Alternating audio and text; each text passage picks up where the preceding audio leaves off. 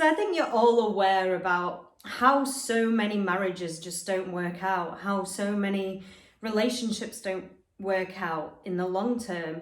And how are we doing this, and how are we going to prevent this from keeping on happening? And what are the reasons why people aren't working through their relationships and getting to the other side? So there's some scientifically proven research that's actually said that relationships may not work out because the sex drive has gone. The relationships aren't working out because the women aren't getting what they want. The men aren't getting what they want. And basically the whole romance has died within that relationship. And when we're talking about the romance, it's like looking back or looking to when you are first dating and what actually happens when you're first, or courtshipping, when you're courting the other person. And so when we are courting, when we are dating, the things that we tend to do tend to be a lot more thoughtful. So we might take someone out for a dinner, we might suggest to go on a walk. You get to know someone in a place and doing something, and then you go on various different occasions together, various different dates, which seem to be fun, seem to be really good for you to get to know a little bit about each other, and they tend to just give you that space and time, and you totally tend to be more present when you're in these, because you want to know so much about this person and want to just really test the waters to see if this person could be more of a life partner or more of a long-term partner. And so some of the things that we do within, like going on walks and maybe having meals and then eventually going to the bedroom, we put a place, we set a space, and we explore the options throughout where we are setting that space. So for example, let's go straight to the sex thing, because this is something really important in relationships, in most relationships. Obviously we do have asexual people that exist, and some people have less sex than others due to their own libidos, and sometimes people match each other to match their libido. And often actually we find people that we're really into and they don't actually match our libido. A lot of the time when we are going into something, especially as women, we tend to find that we try and match our libido with our partner and or the partner that we want, and give them what they want, what serves them, and not actually communicate what serves us. So particularly in heterosexual situations, because this is like the most part of relationships that I've been involved in, the women, and with other women that I've spoken to, we tend to want to please, and we tend to want to give a bit of a show to that man that we are with, or we are so desiring, because we're a bit nervous that if we don't do that, they might go away and they might not want us, and maybe we will change, and maybe our system will change and we'll end up wanting it more. But what happens over time, or it could be really good at first, like the sexual intimacy is absolutely amazing, but then over time it gets a little bit boring, because it's the same thing, same place, same bed, same person, and we don't really know what else to do.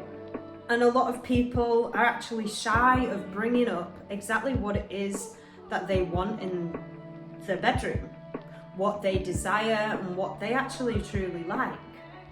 Mostly because some people don't actually know what they like, and also they are afraid of conflict and afraid of hurting the other person.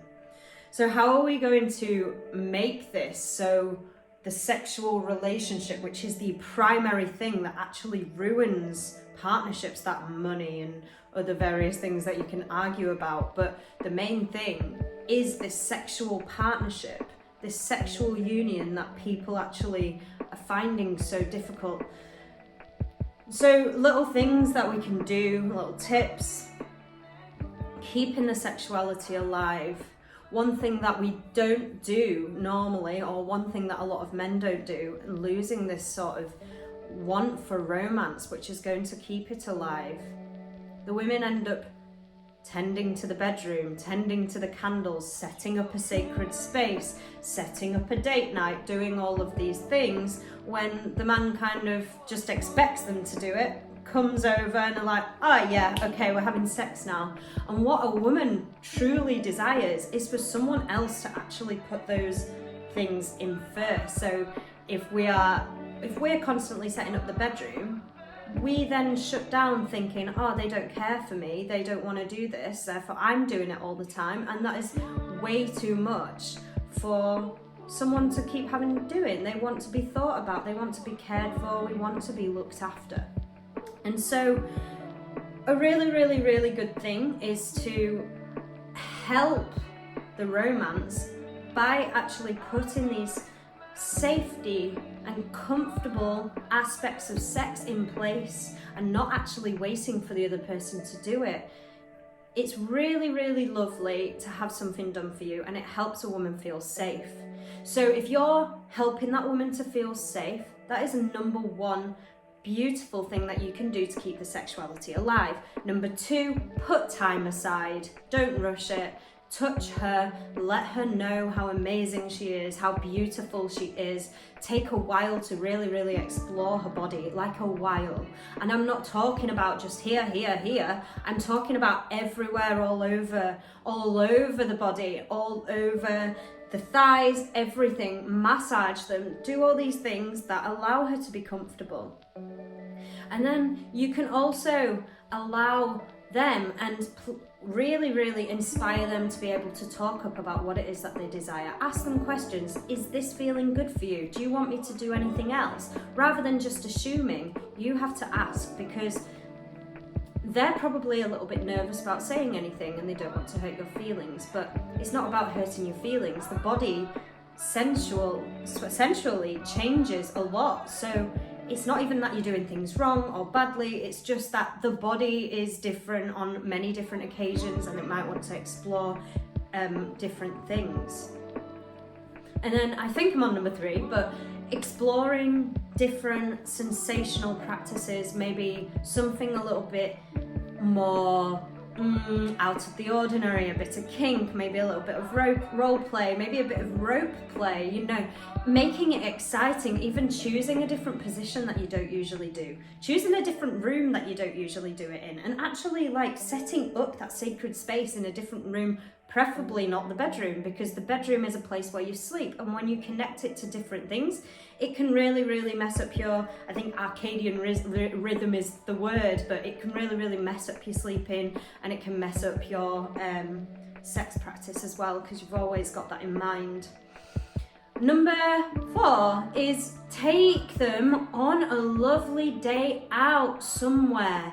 It is actually proven that women have more orgasms when they are going away on holiday or in a different place, and that is because of the thought that's put into it. There's no distractions, it feels really romantic, it feels alive. So I really, really hope that you'll be able to take this person out for the day. And yeah, allowing yourself as well to know that everything you do is the lead up. Everything you do is the foreplay to sex. So if you're doing something together, throughout the day, making sure she is touched, you are looking her in the eyes, you are eye gazing, you're holding her hand, you're making her feel safe throughout the day. This is always your foreplay. Your foreplay isn't just when you are in that moment in the bedroom, wherever it is that you are touching the body. It is actually everything around that. So the way that you give to her during the times when you're not actually having sex is going to help her open up on a deeper level when you are in the bedroom. And number 5, I'm just going to try and think of a number 5 because this is all rolling off. Make sure she's warm. Again, this goes in with the safety. Make sure she's warm, make sure she's comfortable, and keeping on checking in, and also allowing her to know your desires but not being too bombarded with that. Really, really give her time, and I think that's number 5 as well. Like, giving her time is really, really, really truly important. A lot of women need a lot longer time and scientifically need a longer time to reach orgasmic state.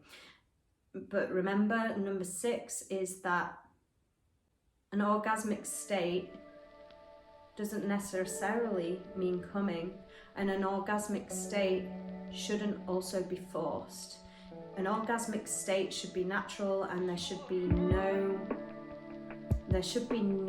need and no must and no have to get there. It's all about enjoying the moment, and please let them know that they don't need to get there. It is just enjoying the moment. So trying not to go too fast, trying not to get it over and done with, enjoying the moment and really, really being present.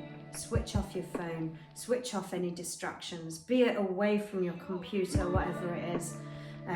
But if you are near your computer, it's probably because you've booked a coach like me to practice Tantra with you through the phone. So remember that is something that I actually offer, and I can take couples through practices online to help you get better intimacy through a tantric sort of exploration. And this is really, really, really, really beautiful for couples that have been together for a while, new couples, anyone that wants to explore into more of a sensual way of getting to know each other and better at communicating. So remember to subscribe. I should upload videos, and subscribe, save. You can go on my Patreon if you want to support the work that I do, and if you've got any questions, if you want to book in, please send me a message, and I'd be really, really happy to get in contact with you about the prospects of maybe working together. So thank you for listening, and I hope you're having a really lovely day.